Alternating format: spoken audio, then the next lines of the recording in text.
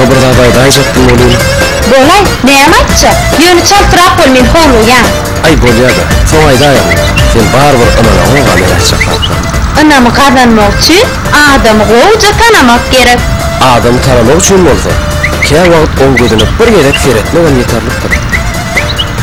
Neyemi? Düşünmedim.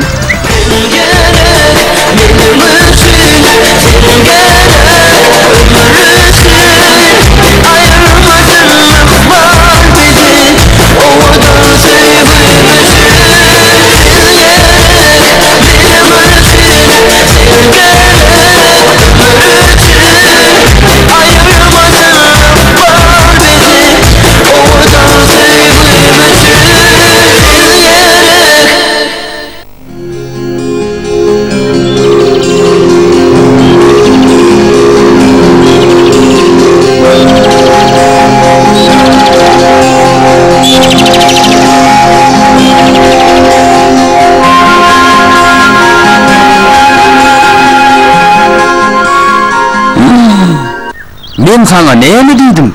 Men sana otuy deydim mi? İkini gemirip çık deymedim mi? Indi men attığı dedeme neymi cevap versem kem? Indi neyme dursun? Yür yatanla. Yür.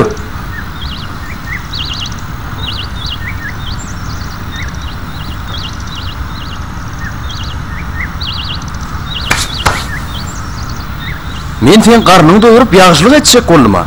Şuna da ot yedirip, sen bilyen mi attığı dedemin nimen nedir?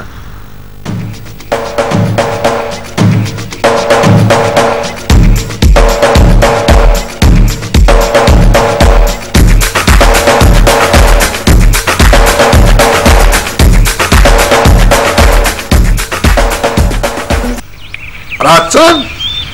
Oy Muratcan! O attığı dedi. Ne mi işleyen oğlum? Gel mağazalara ot çeken olsan yağdarsın, ekinden çıkay. Yok la attığı dedi. Ot yığman neyine kıyıncağı var? Oranıdan yiteken. Oy, orada düğün ne iş ettin ha?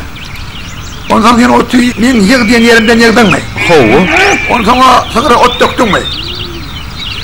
Hova döktüm. Sıkır kovu doyuttan mı? Hova. Kimsiz doydu. Hay gerek ella. Onunla Muratcan, mene onunla mahallere tübeten verecekler. Vermeyen attığı dedi. Şu ağaç koydun, önkücü yenem köp.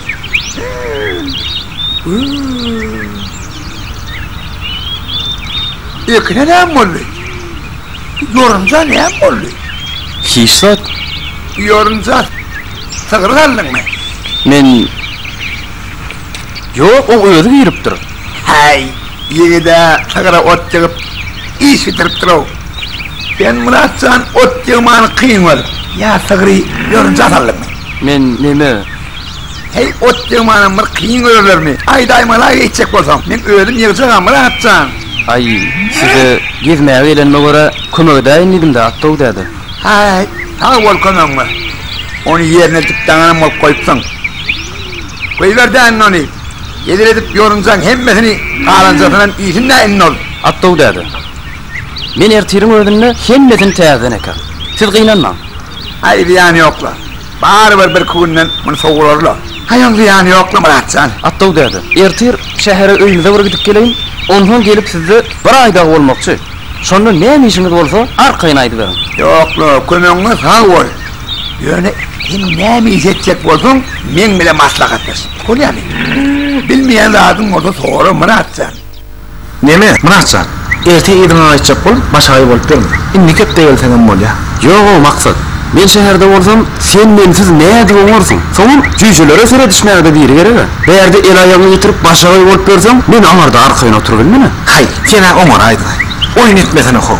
Erti gelmek ne emedir? Öyde bir kun bolsun gelen okmay fek. Geliye. Yönü taqadım etmeydik korkkan. On zaman seni günle görasın nelerdir o? Nemi hep dedik, bir yere görüp istedim bol ya. Asla sen menle elle, başka yerde görme üçün gelen olaymış lo. Başka yer mi? He. Uyuyor. Attığı da adam orasın geliyor. Günle görmesem yüreğim kızıp durur. Oyunun var ola. Onunla eceme kakama, cigir mehrada salamay. Köp. Bol ya.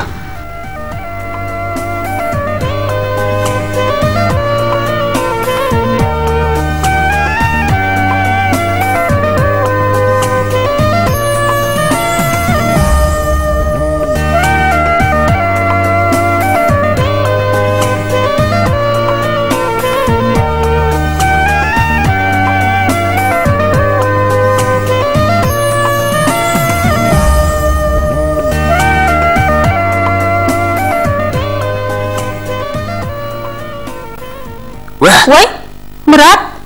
Ece Murat geldi. Men sana neçe aytdım meni korkuzma deyip. sen näme? Meni görasın gelmedimi? Geldi doğuncum. Vay, Muratcan oğlum.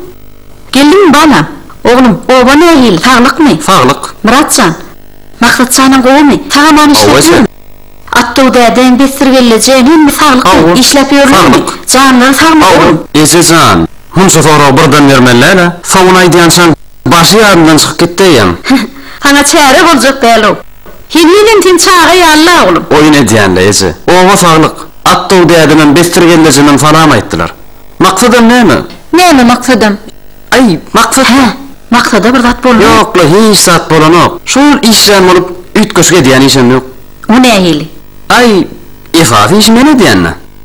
Tavukları su veriyen, iyim veriyen, o olsa eline kağıdalan olup, men işleyişim suyla avaylanan olup ber. Yine başladı da. Yalan sözlü mü? Men maksatsan oğlum, işenmirdir. Indi men yalancı boldum mu?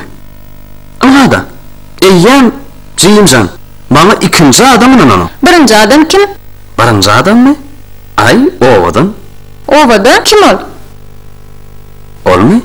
Biri de, senin bilesin geleyen olsa, ertir men bilen o vakit bilersin. Ne? Ertir? Ne mi? Oğlum, sen ertir ova idin çık O ola. ece, maksat mensiz onup bilen oğa. Ondan men varmasam tavuklan bari kırılıp utarır da. Oğlum, senin oyunun mu tutacak değerli o? Ay diyana o tayda maksadı yeka koyup olmaz deyip. Akşama çelli işine yetişip bilmen, başarıy olup men yoluma karışıp durur. Şoň üçin men gitmeli. Mehri, senin gitecek mi? Menem gitsem, Ecem öýde ýeka alır da. Yer bolýa da. Han oğlum, o vakta gurrun versene. Ova ne hili? Qoğu mu? Ova mı? Ova gowy. Kuşçuluk ferması ondan en gowy. O yerde işleyen adamlar en gowy adamlar. Ondan fermada tavuklar var, cüceler var. Cüceler. Ece cüceler öğretmenler. Olar enaýja gerek. Hawa, ýöne sen olar öğretmeyemezsek. Olar edil sana mengeş, uzak gün jüýürleş geçýärler. Yeni oyun edip başlayan da men cüce däl, men ullu kanadım. Şeýle mi? Hawa. Bar giydim. Birce senek çay demlek geley de bar. Bolýaçy. Oğlum, ha senin mi uladım? Yöne sen bolşun edil çağı yalla. Sen haçın öýdüň uladım ýalyp barçy. Ondan oğlum, sana öýlenere öýüşip bolara çyn bolly balam. Näme, öýlenmek niýetiň diýokmy? Ya, öýlenjek gyýdyň tapamakmy? Wah, Ejemjanyň gurrunun soňy, mudama toy